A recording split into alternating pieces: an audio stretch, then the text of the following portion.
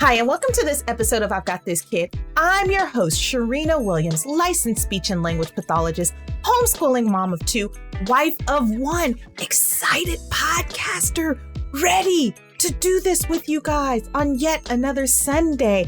And as always, it is an honor and a privilege to be here with you guys another week. So it has been Memory Mayhem month. But you have to like picture my Looney Tunes music going on when there's like the chase and you see whomever getting chased and they've got on that fast paced music. So that's like my little drum solo of, yeah, it's a fail, but still I do it because it's fun. But let's get right into things today, you guys. Recapping. If you have not heard episode 1 and episode 2 on Memory Mayhem, please check them out. We talked about the toddler time. We talked about the infant time. Today, we're going to get into the impressive wonders of a toddler because all of the great stuff is coming together that you've been working so hard on for those last 3 years. And now they are officially preschoolers with thoughts and ideas, and they're showing and expanding and they're putting it together. So let's talk about it. But before we do, again, recap. Recap 1. Infants learn through experiences that they can see and do. So if they can't see it and you didn't do it, then it doesn't exist. Toddlers expand on that because of object permanence. Now they can recall things that are not there. So that's where the separation anxiety gets real. Now, you might see a little bit of that like during the infant years where they get like the quiver lip when mom and dad goes away. But by the toddler years, oh my, they can now put words to it. And so they're telling you how they feel when you go away, when you're not around, if you were gone for a long period of time, like they're going to remind you of that because, again, they knew that you weren't there. They know that you still exist when you're not there. Third thing, the language boom is happening during those toddler years, right? And the reason is because, well, sugar now has the visual image of multiple objects. And this is where you see nouns increasing like crazy. And that's our person, place, and thing. But you also are going to hear them put some actions with it. So mommy go to work. I play. He hit. She kicked. Cat growled. So you'll hear them put those actions with it, but then you'll also hear them put a pronoun with it because now they're starting to separate the I and the you and the me and the he and the she. So you might hear them use pronoun plus noun plus verb action. So it's really, really cool to see what's going on and what the little sugars memories are holding on to during this time, because remember, language is a symbol system, and holding on to those memories allows them to take those symbols and bring them to the forefront and use them. And not only can they use them, but they can also understand when you're using symbols, verbal symbols, nonverbal symbols. So it's pretty cool what's going on there.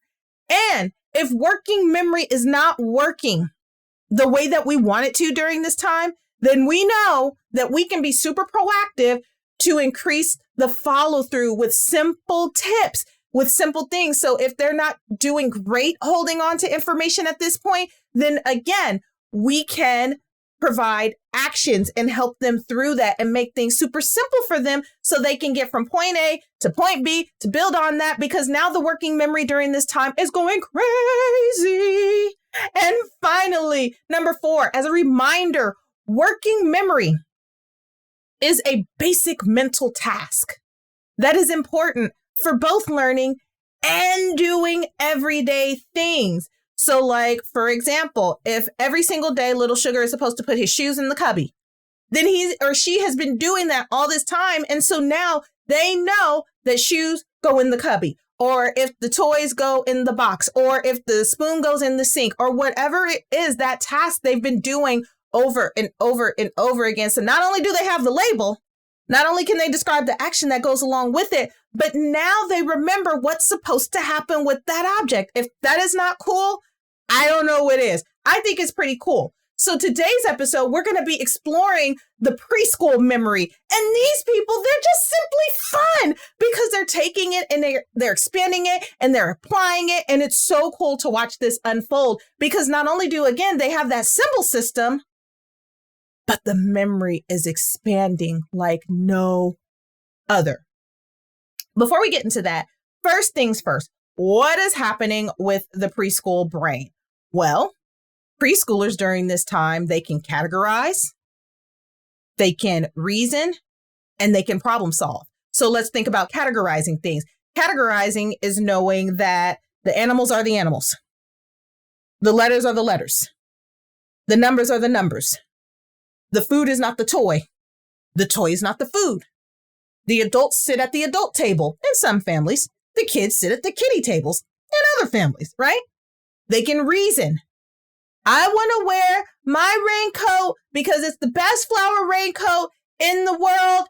And so, there's a little bit of negotiation, and you're like, baby, but it's 90 degrees outside. But I think that I should be able to wear this coat because I love it so much and it's so beautiful and it's amazing. And you're like, yep, but it's still 90 degrees outside. But they're going to try to reason with you and negotiate with you a little bit more. And it's the funniest thing ever because they totally think that they're right. And they think that you should think that they're right and that you should be in 100% agreement with them because they don't quite understand at this point that you're not going to always agree.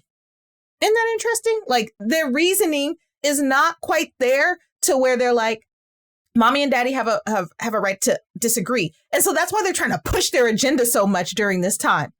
Also, though, on the flip note, problem solving is increasing. Their problem solving skills are increasing. So you might see them, and everybody has seen that preschooler where they're trying to get their pants up and they're muddling around because they don't quite have that coordination and they're all over the place. And half of the pants, the part where the seam is on the side of the leg, it's in the front where the zipper and the button is because they can get the pants up, but they can't quite get the whole situation together to where it looks the way that it's supposed to look. And that's when you as mommy and daddy have to not laugh at them, but maybe say, hey, little sugar, go look in the mirror and check things out and see if you can adjust that. And then you're going to see them in the mirror muddling. And you should just sit back for a second and laugh and enjoy that moment and then help them out. I mean, help them out at some point, but laugh though. Please laugh. Number 2, sugars can recognize more than they can recall information. Remember, working memory is being established at this time. What's working memory? Again, putting the brain to work. For the short term, they're discerning at this time what stuff gets stored in the long term. What stuff stays and I could just kind of get rid of it. So they're not going to remember 10 years from now, like the park experience with the random girl that they never saw again. But if they had that park experience every single week, once a week, then that they will probably remember. Because again, the memory is getting reinforced over and over and over again and possibly stored into the long-term memory. Now, will they remember every park experience with the little girl? No. But will they have a flashback? Yes. And when they see her, will they get excited? Absolutely. So again, they can recognize more than they can recall during this time. 3, they can compare past information with current information. So maybe the weather is super sunny outside and they'll say, well, it was raining yesterday and today it's sunny. And they might even get the time mixed up because they still don't have time quite figured out yet. So last week might legit be 1 hour ago or last week might be a day or 2 ago. So it really it depends, but they can compare that past information with the current stuff. The next thing, number 4, they can use routine to define understanding of events. And that right there is so important. And we're going to talk more about that later, how routine plays such an important role in being able to make sense of what's going on around you and what's going on around in their world. And so the more that we keep things systematic, and if you notice, over the year, I've talked about keeping things as systematic as possible for a reason for them, because it really helps with their mental organization. But now they're using the routine to define understanding of events. So much for saving that till later, y'all, huh? Number 5, the sense of time, again, is slowly being established. And I touched on that a little bit, where yesterday can be a month ago, or tomorrow can be later on today. Or if you tell them 5 minutes, they're probably going crazy, because 5 minutes in their mind can be anything from next week to an hour from now. And they're not quite there yet. And so hey, this is my tip to you world changers out there. Dude, if you have any kind of timer, anything with a timer that shows like a countdown, I would give them that. I would use that as a reinforcer, just so they'll know that, hey, look, the time is clicking. And soon as it gets to 0, it's almost there. And you can provide that reinforcer so they're not asking every 2 seconds, is it time yet? Is it time yet? Is it time yet? Is it time yet? Is it time yet? But it's also crucial during this time that we correct them as needed. Like, they need us to correct them when they get that information confused, because guess what? You're still the language model. You're still the model to help them organize and make sense of the things that are still a little bit murky. Number 6, my favorite one. You guys are going to crack up at this one. I do every time. Again, sugars, their object permanence, it's insane. The way that they see people and understand time is not quite the way that adults reason with time. Like, for example, the doctor lives at the doctor's office. Did you know that? For a preschooler, they straight up live there. You can ask them, where does the doctor live, sugar? In the doctor's office. Prove me wrong in this one. Go out into the community and run into like a teacher or some other community person and watch the look on their face when they're looking at them like, can they actually leave the building we see them in? What? Yes, because it's not quite logical, because they don't quite have a firm grasp on, hey, teacher probably has a husband, a home, a family, things outside of that, maybe even a dog. And so they don't know that, like, they don't get it. They think that teacher lives there and that the doctor lives at the doctor office, and they should always be there. But again, that's when we step in as the world changer and we say, sugar, no. Miss Teacher can leave the building. As a matter of fact, Miss Teacher has a whole house that she lives at with kids and a dog and a pony and whatever else is there. It's a great experience for her. And so we help them through that so they can make sense that, oh, they don't live there.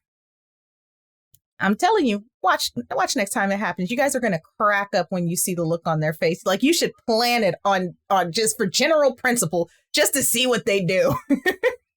And again, I cannot help but overemphasize that during this time that we have to help them develop and expand that memory during this time, because we're creating this pavement. Again, foundation is still happening during this time. So we can't just wipe our hands clean and be like, oh, well, yeah, those were a good 2 or 3 years. I've done my part. They're using sentences and it is time to go to Tahiti. Not quite yet, y'all.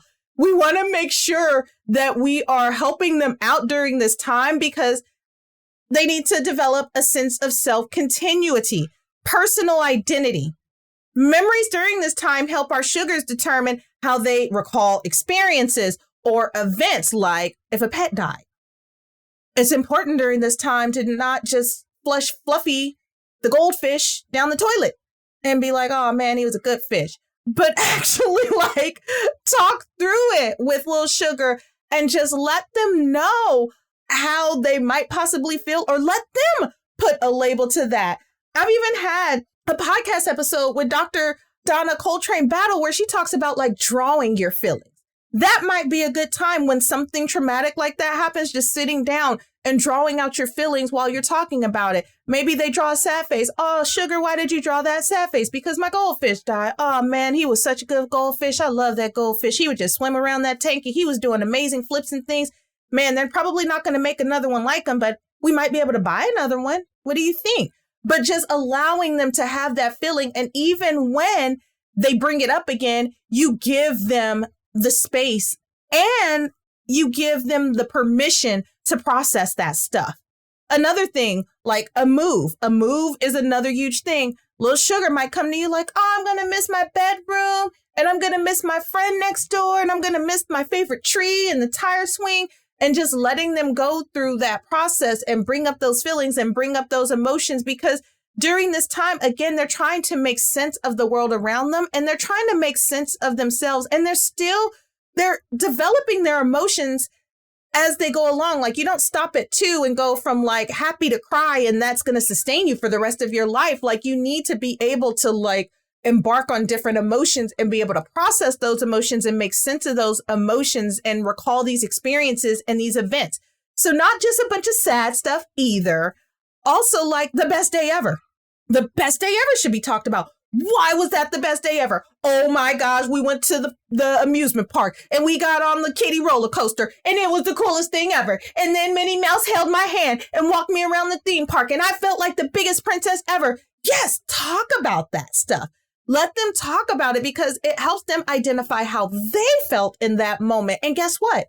You might have different feelings attached to that. Like, I saw that big old Minnie Mouse come up to us and I was ready to go hide under the bench. I don't quite understand why their eyes are so big or why their body is so just, I don't know. I don't get it. So again, this helps separate them from you, but it also shows them that, hey, mom and dad might have different feelings for the same actual experience. So letting them have that space to talk about that, and even bringing up those memories about how you felt and how was it, is, oh my gosh, so important. Next, it serves as a direct function to guide their behavior. Yes, when you can bring up old memories, you can help them guide how they behave the next time. For example, making decisions to avoid past mistakes. So this is why I have not directly talked about it, but I can give my little 2-cent soup talk real quick on deflecting. This is when I say, world changers, please don't deflect. Do not distract sugar when it gets thick and murky and uncomfortable. Like, they need the space to be able to process through those feelings and emotions so they can cope the next time something's going to happen, because life, I guarantee you, is going to happen at some point. But if they're always waiting for somebody to deflect or help them deflect, then you're not giving them the chance to deal with. And we need to give them that chance to deal with. So like, for example, let's talk about, when they fell off of that tricycle. Like, let's not bring it up every day. And please, let's not be spiteful about it either. Remember, I told you, when you go off of that curb like that, you're going to fall off your bicycle. Remember, I said that? Well, no, let's not quite do that either. Like, let's show them a little bit of grace and help them through that process. Hey, sugar, remember the last time you went that way, you fell down. What are we going to do different? Maybe how they felt when the dog barked. Oh my gosh. Maybe it sent them halfway up the tree when the dog barked and came their way. How did that feel? Then a deeper conversation can come out of that. Well, are all doggies like that? No, not all doggies are like that. Are some like that? Well, probably. We have to use a little wisdom when little Sparky comes around. What's the look on Sparky's face? Can we look at Sparky's emotions and see how he's feeling and be a little bit cautious and careful when Sparky comes around? Or, ooh, this is the ring dinger. This is guaranteed to elicit the quiver lip. When mom or dad yells, oh, God. My son is 8 now, and I can do a lot of things. I can't yell at him. Matter of fact, I fussed at him yesterday because I thought he did not hear me when I asked him to turn off the TV and go and get himself prepared for bed.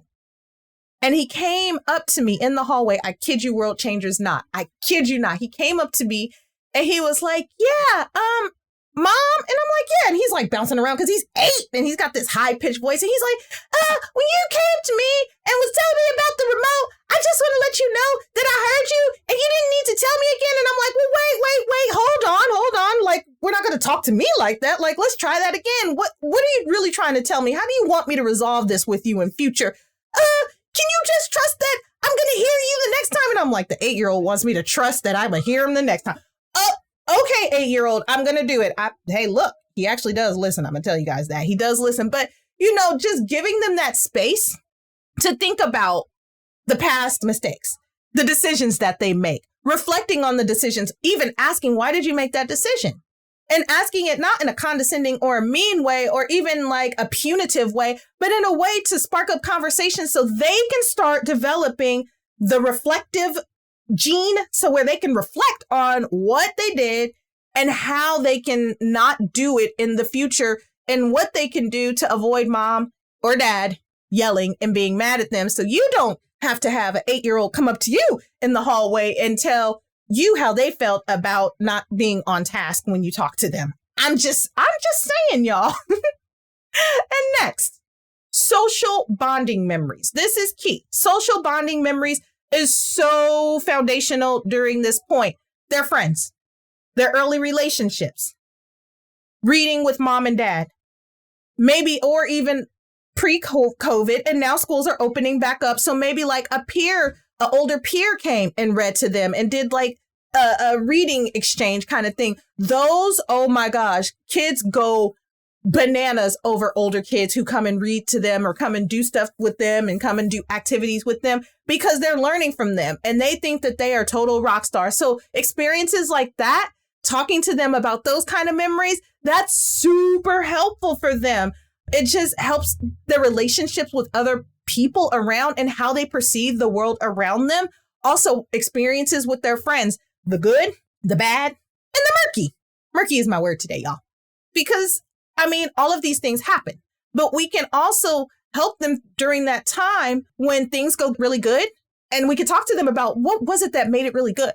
What was it that made it really murky? And what can you do to talk to your friend in the future about how you felt? And then when the next play day comes along, you can remind them, hey, now remember, if this happens, now they're drawing from old experiences, right? You know what to say to your friend so they won't do that again. Or remember what they said to you about how they don't like that. And you know not to do that next time. So remember, and that's when we can start teaching, be respectful, respect other people's space, and make sure that they respect yours. That's totally appropriate at this age because guess what? These are like little tiny citizens. They're like little cute little soldiers and they're like, attention, I'll do whatever you want me to do. And you're absolutely right. Just give me the space to think about it, right? Right.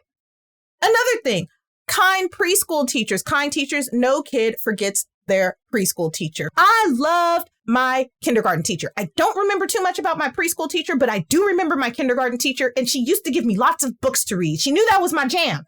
And I remember that. And again, that was a positive experience for me at that time. And it's during around that preschool time. And so, I mean, just make sure, world changers, that we're doing this with our sugars because the outcomes of this are just phenomenal.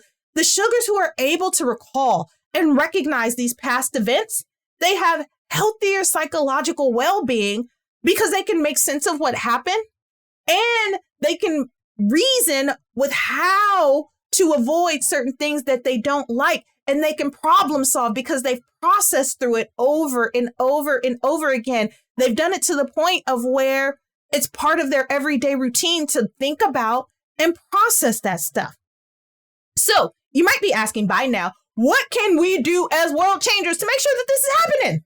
Well, continue to work on the working memory, asking the complex WH questions, not like a test. Life is not a test. We're not quizzing these little sugars, but we're just asking about things that happen in their environment, in their life, in their space, in those experiences. How did you feel? Oh man, I felt like this, but how did you feel? And maybe I interpreted it differently. Or maybe they're not, great at using their words and that's not their jam. They may not want to express it in that way, but maybe they want to color it out, or maybe they want to act it out, or maybe they want to story it out, whatever it is, right? Just make sure to give them the space to do that. Next, pull out feelings, thoughts, and ideas. Oh, this is so crucial to help them during this time. Now, pulling out feelings does not mean that you're telling them how they feel, assuming how they feel, and not giving them the space to report to you how they feel. That is a recipe for disaster, world changers. This is where we become great listeners and we do less talking. You have put in all the work. So now it's time to listen and figure out how to guide them, because as much as your sugar is a part of you, at the same time, they're their own person. And so again, it goes back to that Minnie Mouse scenario. Like they might see Minnie Mouse and be like, oh my gosh, this is the coolest thing ever. And you might see that same Minnie Mouse and be like hiding behind a tree. So make sure that you're allowing them the space to express their own personal thoughts, their own personal feelings, and also validating that it's okay to feel that way. Even if you don't agree and you need to like redirect the emotions and help them, again, you're shaping it. And that's when you as the world changer can help reason with them. Listening, correcting, and exploring.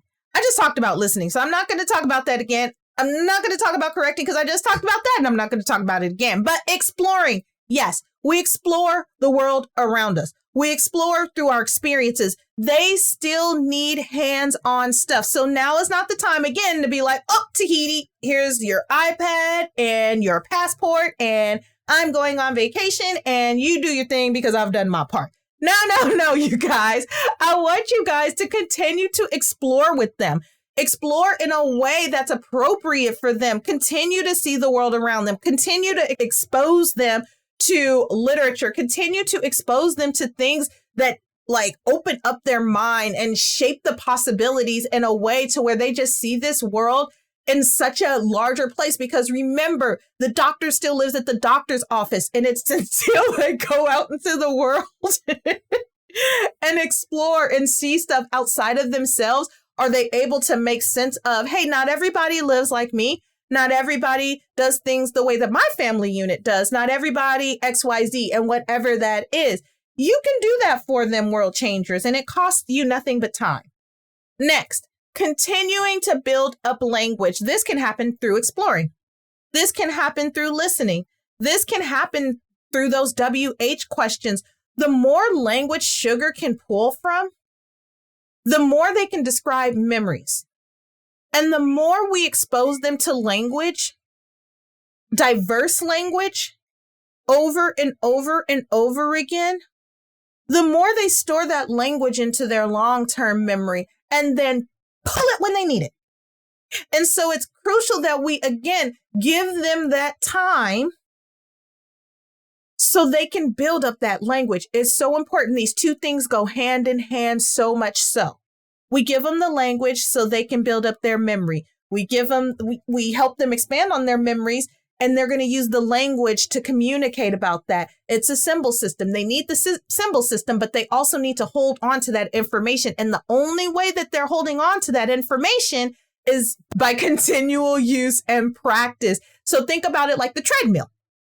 You get on the treadmill and you run. Oh, wait, nope, not the treadmill, y'all. The Peloton. You get on the Peloton and you're going and you're being coached and you went hard. 30 minutes later, you're feeling buff. And then you get off and you don't see it a month later. Tell me what your muscles do. Epsom salt bath.